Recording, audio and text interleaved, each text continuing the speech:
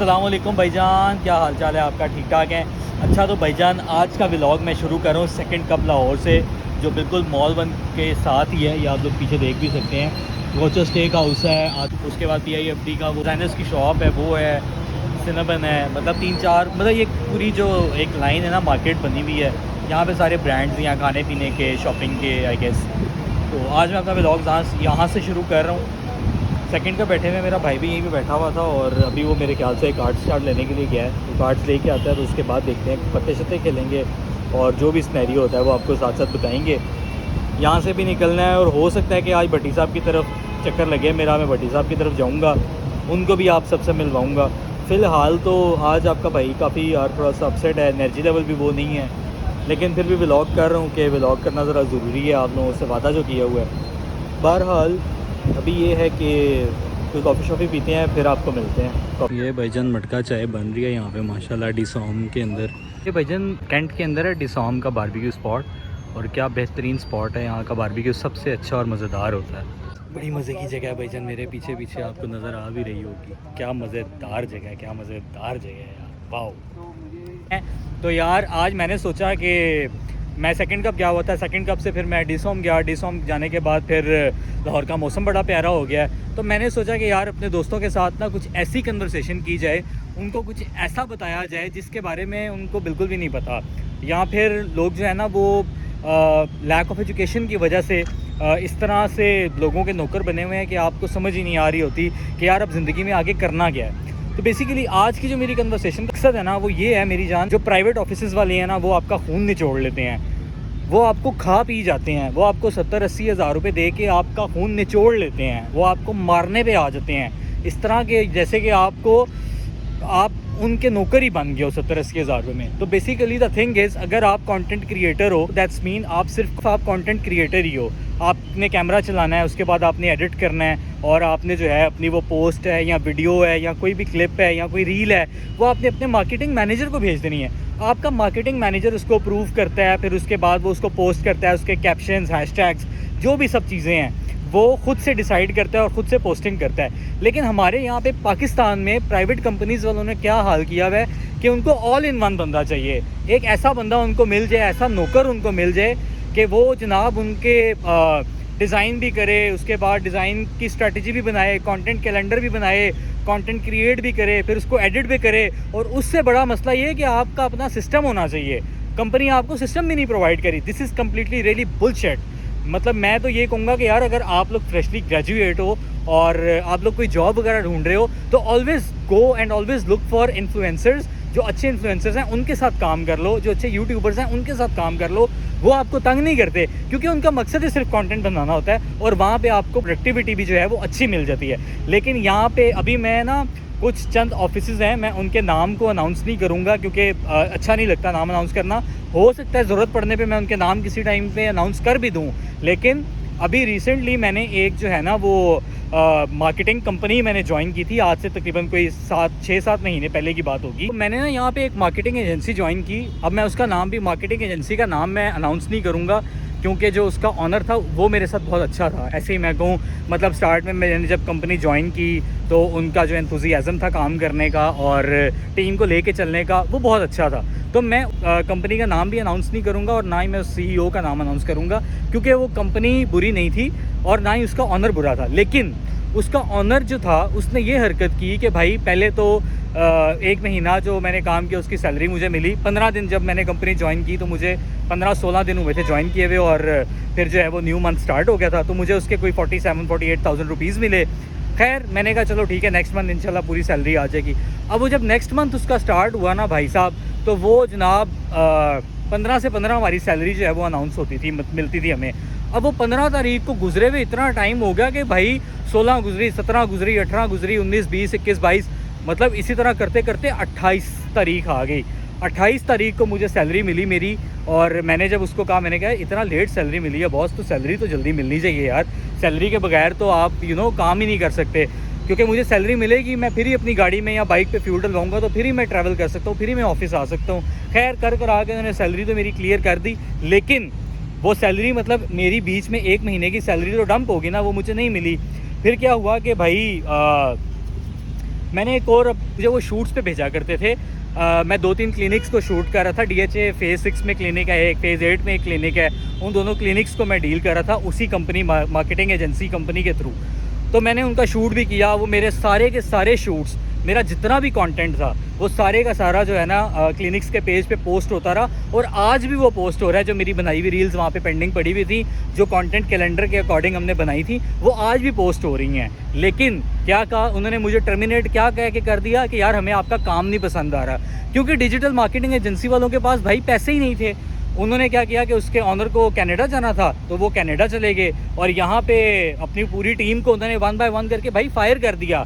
मेरा जो marketing manager था वो भी बेचारा, उसने जॉब छोड़ दी। वो 4 साल से इस मार्केटिंग एजेंसी के साथ काम कर रहा था। वो 4 साल से इस मार्केटिंग एजेंसी के साथ काम कर रहा था, और मेरी बाद में जब उससे बातचीत हुई, और वो ही लिव्स इन कराची, मेरी जब उससे बातचीत हुई उसने मुझे बताया कि यार ये जो मार्केटिंग एजेंसी वाले हैं ना, ये इसी तरह हमारे साथ कर रहे हैं। मैं 4 साल से इनके साथ काम कर रहा हूँ, बट एज अ फ्रीलांसर।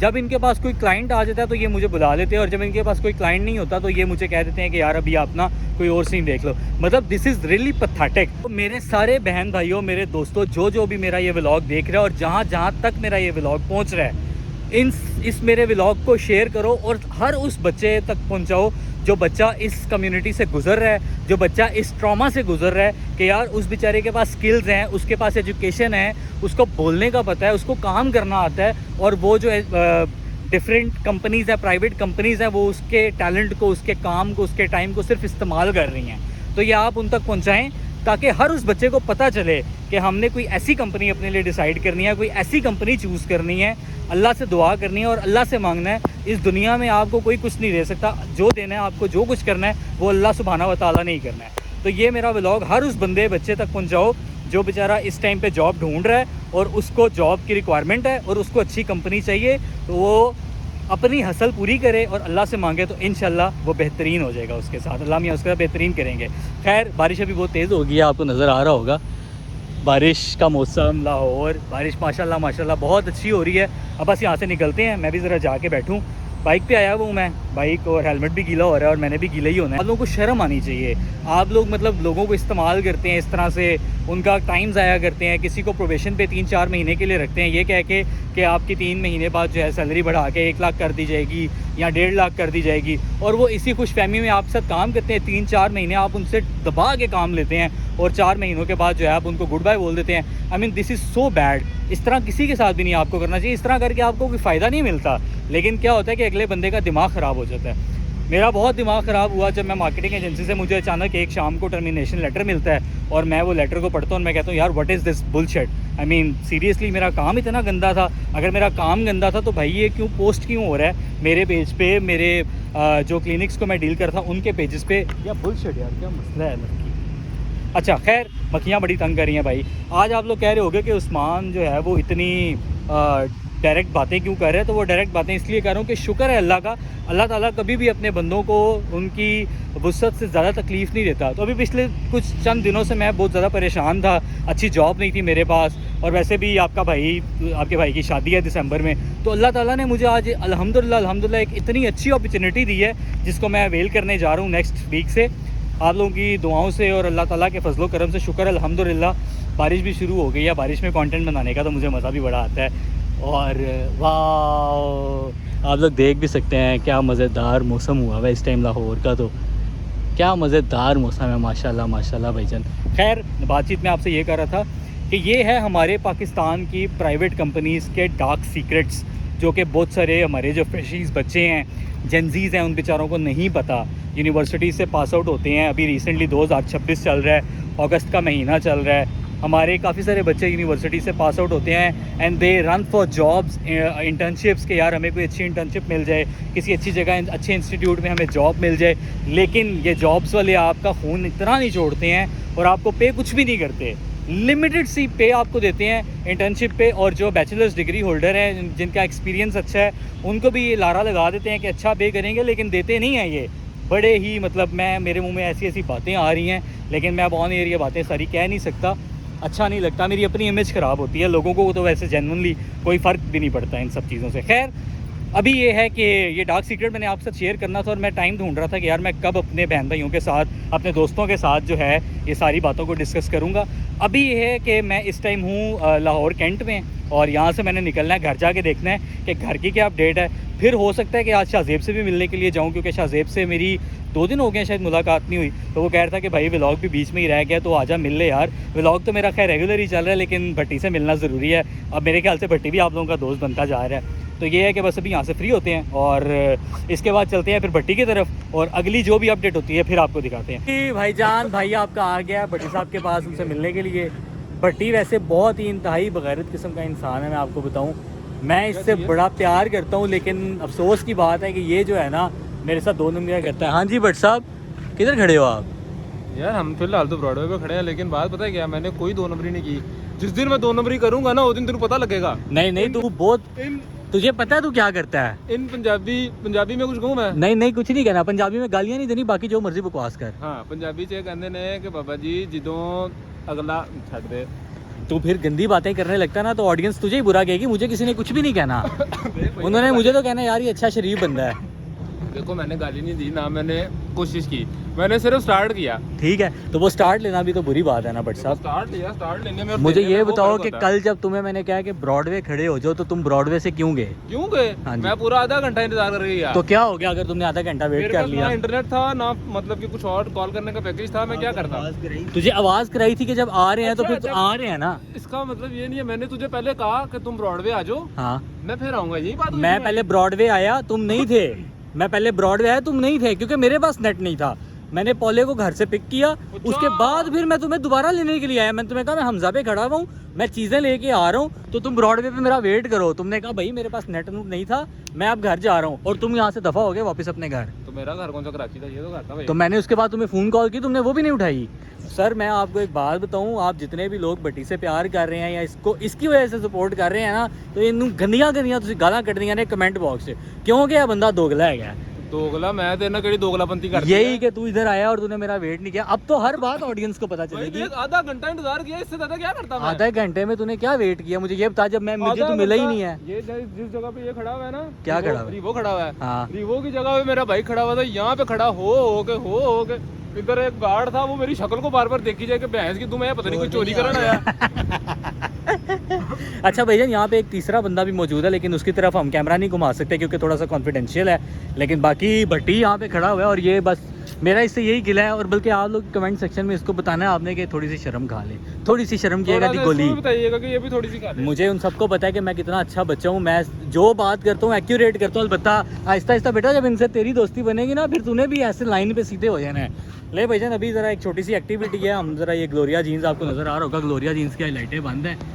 ज़रा इधर से कुछ हम खाना पीना देख लें कि भूख बड़ी लगी भैया, कुछ खाया नहीं है सुबह का, और इस गरीब आदमी को भी थोड़ा सा कुछ खिला पिला दें। मर्जी है, मैंने नाले गरीब बनाते ही तू है ही गरीब, है ही गरीब, हम दोनों गरीब है ना भाई। फिलहाल गरीब है, अल्लाह पाक बाबा जी हमें बहुत गरीब। अच्छा ये गरीब आदमी है जिसका माशाल्लाह Broadway, main Broadway DH phase 8 के ऊपर अपना घर है, वो भी कनाल से ऊपर। अपना प्लाजा है, ये इनका अपना प्लाजा है भट्ट साहब लोगों का, और फिर ये कह रहे हैं कि हम गरीब हैं।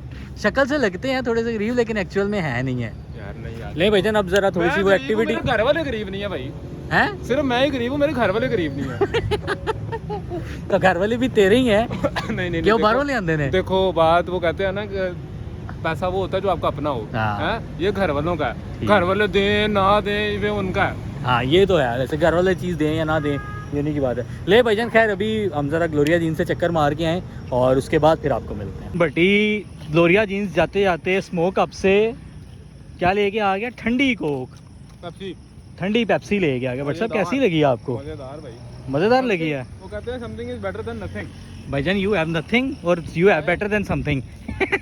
Bro I have everything but I have nothing. हाँ ये कह सकते हैं, मतलब मेरे पास सब कुछ है लेकिन मेरे पास कुछ भी नहीं है। नहीं तेरे पास सारे हैं, हम नहीं है। इसकी बात नहीं कर रहा फिर मैं बात कर रहा हूँ पैसे की। दोबारा करी। नोटू चाहिए बटी को, नोटू चाहिए। कैसी बुढ़िया ना बना दे, नोटू चाहिए। तो भाईजान भाई आपका घर पहुंच चुका है। बहुत थक गया हूँ यार, बहुत ज़्यादा थक गया हूँ। बस अभी भट्टी को गुड बाय बोला और मैं घर आया हूँ। मैंने कहा भाई घर जाऊँगा, सोऊंगा, व्लॉग को भी ख़त्म करना है। तो मुझे उम्मीद है भाईजान आपको मेरा ये व्लॉग बहुत अच्छा लगा और आपका भाई इस टाइम फुल थका हुआ है और बस अब आपका भाई सोएगा। रात के बज रहे हैं 3 और आपके भाई ने बस अब सोना है। अगर आपको मेरा व्लॉग अच्छा लगा है तो चैनल को सब्सक्राइब करें, वीडियो को लाइक करें, वीडियो को शेयर करें और अपने भाई को ढेर सारा प्यार करें। तो मिलते हैं आपको नेक्स्ट व्लॉग में।